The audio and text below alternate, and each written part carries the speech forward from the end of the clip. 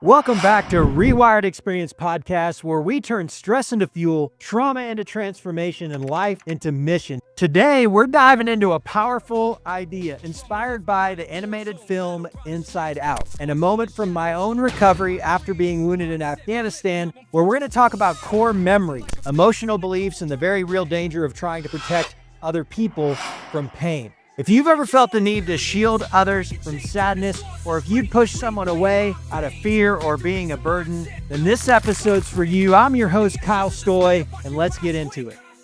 Grit of a soldier, every breath a campaign. Boots hit the dirt, marching through the terrain. Pain's my drill sergeant, taught me how to stand. Carve resilience in my soul with a steady hand. So in the movie Inside Out, it's a Disney Pixar film, if you've ever seen it. My oldest daughter that's still at home, she is 11 now, and she absolutely loved this movie when she was little. And I watched it. I bet I've watched this movie over 100 times. And we used to watch it together. And I don't know that this ever really dawned on me until I was having a recent conversation with one of my friends, and it happens to be a client and a very intuitive person and just a joy to talk to and to have this conversation about. But we were talking about leaning into fear, right? And how different experiences, different human experiences shape our beliefs. And this metaphor dawned on me, right? So Riley's identity, she had in that movie Inside Out, right? There are all these characters in her mind, right? Fear, there was anger, joy was the main character, sadness, disgust, right? She had all these characters that were representing emotions that were in her mind. And so if you've seen it, you're tracking. If not, hopefully I'm explaining this well enough for you to understand. But she had basically these little light up balls. And these light up balls represented core memory. Now, those core memories, as accumulated, the emotions would control which ones were allowed to design or represent or in some way contribute to her beliefs. The beliefs are represented by floating islands. And there was like Family Island and Goofball Island, Friendship Island. Each one of those were formed by core memories. So these little light up balls that the emotions got to decide, right? All of the emotions would decide which of those core memories, different incidents in her life, would form those islands, which represent core beliefs. And those core beliefs were really the most powerful influence in who Riley was as a person. And I never really saw this whole thing come together until I was having a conversation, like I said, with one of my friends who's now a client. And we were talking about leaning into pain and why leaning into pain is so important, right? Because these different emotions that we process while we're actually shifting these core beliefs, our islands, if you will, based on those experiences, we're going to have new experience. And those new experiences may change or evolve our islands. You actually see this in the sequel. So what we see is joy, the emotion of joy, was trying to prevent the emotion of sadness from getting access to any of these core experiences.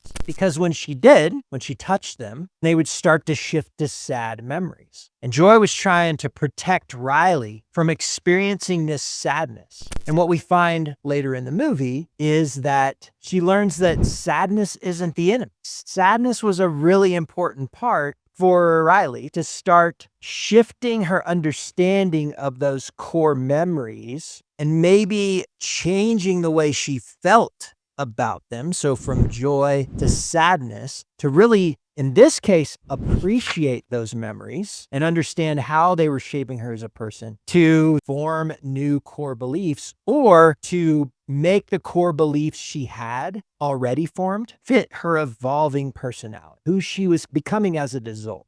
This is the normal growth of the human personality, the human existence. This is a gift that we uniquely have as humans, is to experience pain, experience discomfort, change how we feel about that discomfort, and then that shapes who we are. And so our typical reaction to discomfort, or when somebody's challenging those core beliefs, those islands, when somebody's challenging the way we feel about those things, our response is to either argue with them, push back, maybe even freeze up. That's another response. Or run away, remove ourselves from the situation, right? So that we don't have to experience a shift in that emotion, because we've already made up in our mind what that means to us. what it means to who we are. It's already built our island, so to speak. And so when somebody's trying to tear down our island, or when our islands are crumbling just because, somebody or something, a new ideology, some new representation of what we thought that island was for us, right? That belief system, and it starts to crumble, then this is really scary.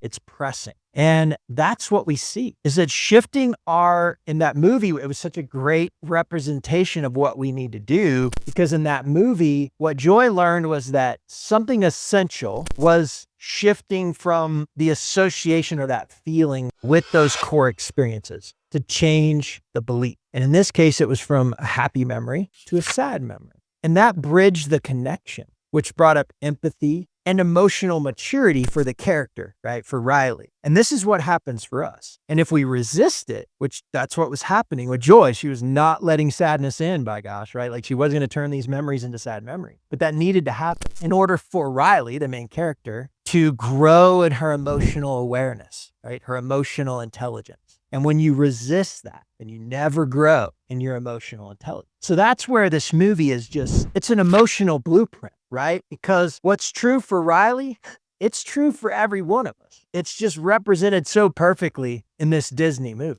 So when I was wounded in Afghanistan, hit the IED in Afghanistan, I was medevaced out, and they sent me to Bagram Air Force Base first, where I was treated initially. And then they flew me to Longstuhl Air Force Base in Germany. When I got to Germany, I woke up from my stupor of the pain medications, and there was a nurse there. And she asked me, do you know if they've notified your family or whatever? We're going to send you back to San Antonio. This is where you're going for your treatment and all that stuff. And I was like, no, I haven't let anybody know, what happened. I haven't had a chance to. Obviously, I was medevaced out of a combat zone, stitched up, given a bunch of pain meds, and they flew me to Germany. And she said, would you like to use my cell phone? And I was like, sure. So she gave me her cell phone and just left me with her phone. And I couldn't remember my fiance at the time, my wife now, I couldn't remember her phone number. It was on my phone, but I didn't know her number by heart. And the only phone number I could remember was the police department's non-emergency number, because it was just ingrained in my mind. So for those of you who don't know, I was in Afghanistan. I was a combat platoon leader, but I was also a police officer on the civilian side. On that deployment, had taken a leave of absence essentially from the police department to deploy on that combat mission. So that was the only number that I could remember, was the phone number, the administrative number basically to the police department. So I call the police department, and one of the jail administrators answers, and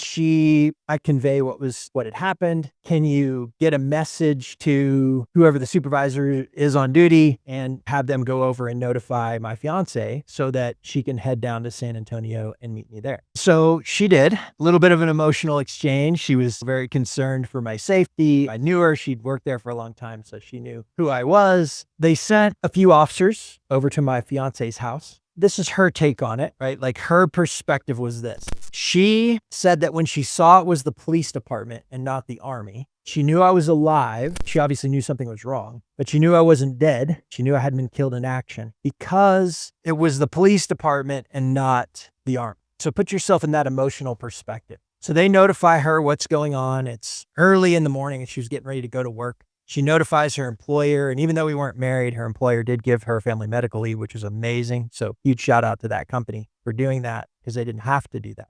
And she beats me to San Antonio. She's already there when I arrive into my hospital room. My instinct was, and this is what I did, I basically told her I didn't want her there. I was like, leave, I don't want you here. And looking back, it crushed me. But in my mind, protecting her from what I thought was coming was much less than the pain that I was going to inflict by rejecting her in that moment, because I didn't know what was going to happen. They told me that I might never walk normally again. I might lose my leg. I'd never run. My quality of life was going to be changed or affected forever. And her dad had MS, spent a lot of her adult years in a wheelchair. She had watched her mom be a strong wife and take care of her dad. And I had seen some of that too, being a part of her life a few years up until that point. I don't know if I felt it, but I felt that isn't a life that she wanted. Or maybe it was, looking back, it was probably more about me and a life that I didn't want for her. That was powerful for a lot of different reasons.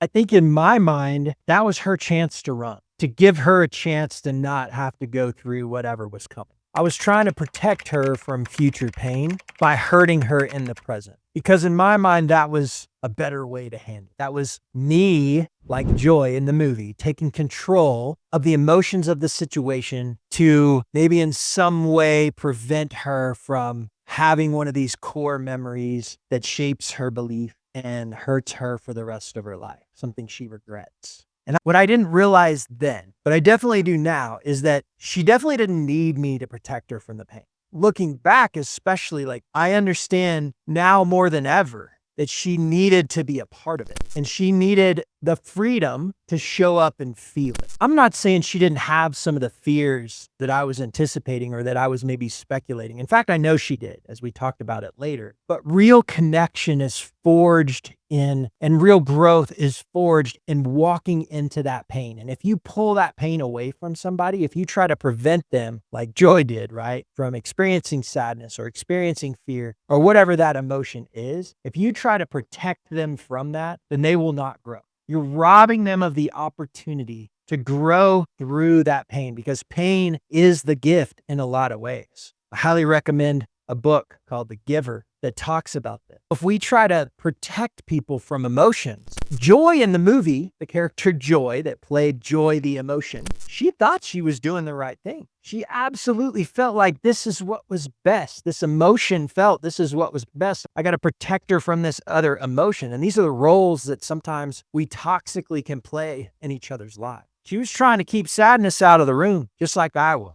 I was trying to keep sadness out of the room so I could keep somebody's heart that I valued from being broken. But in real life, guys, it doesn't work, because pain definitely has its place, just like sadness. It has its place. You just got to know what to do with it and take those emotions captive. So many times the very pain that we're trying to protect others from is the exact experience. Sometimes the very pain that we are trying to protect others from, it's the exact experience that they need for growth, for clarity, for healing, to become the next version of themselves. And if we take that opportunity away from them, and we're literally taking away who they deserve and are destined to become. And that's just not for us to do. That is not for us to decide. The gift of the human existence is really choosing your own pain, choosing to go through it, picking up your cross and bearing it. That's what you get as a gift. It may feel like a curse sometimes, but it's not. It's a gift, because every one of those little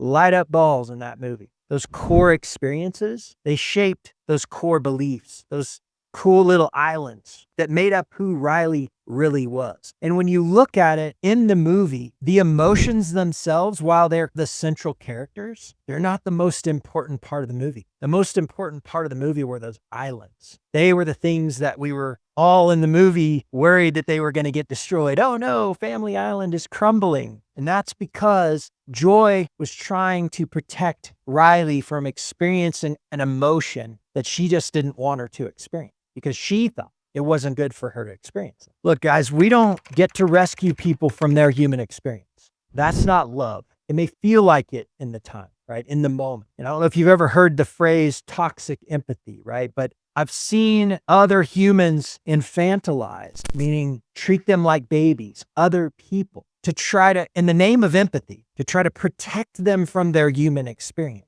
And this is an absolutely toxic trait. People doing this with other genders, other races, other socioeconomic positions, right? Or classes, or however you want to break that down. Those people don't need you to infantilize them. They need you to empower them. Believe it. That's great. Don't tell them they're a victim because of the way they're feeling. There's just no truth in that. And the more that you focus on that negative feeling, the more that you're going to get stuck in that core belief. And that island's not going to have its opportunity to reform and bring you to that next version of you. That's not empathy. That's control. It's just disguised as kindness. And that's true evil in my mind. Even when it feels good, it feels like you're doing good. When I look back at the way I treated, and hopefully, in a sense, you guys are disgusted with the way I treated my fiance, and at the same time, maybe can feel why I did it. And so this isn't coming from a place of judgment is what I'm saying, because I've been there. So this is a place of reflection.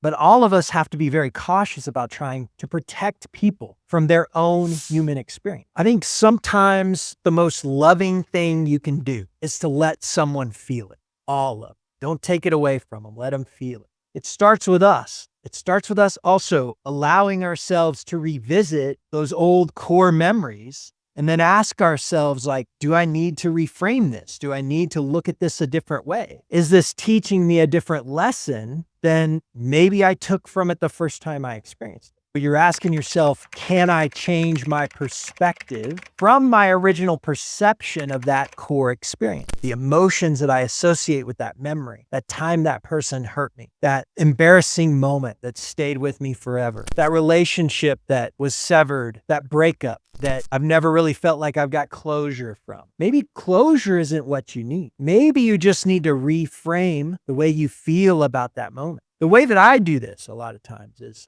someone told me one time, and I've taken this, I think I've talked about this a couple times on the podcast, but someone said, if you're going to give people credit for the hurts, the people who have hurt you, that have shaped maybe some of those negative labels that you put on yourself, I'm not good at relationships, or I'm an introvert, or there's a lot of different labels that we put on ourselves. Those labels are most likely shaped or intermingled with your core beliefs. And those core memories in the movie, those little light up balls, right? Those are those moments, and the way you feel about those moments. What if you just reframed it, right? Because if you're going to give credit for the hurts, if it was a person, then you got to give them credit for the wins too, because there's a lot of things that are great about you. And that moment did just as much to shape the greatness in you as it did to break some pieces within you. Maybe the island needed to crumble so that it could be rebuilt. And so sometimes it's just how we frame those core memories, those core moments that shaped our belief.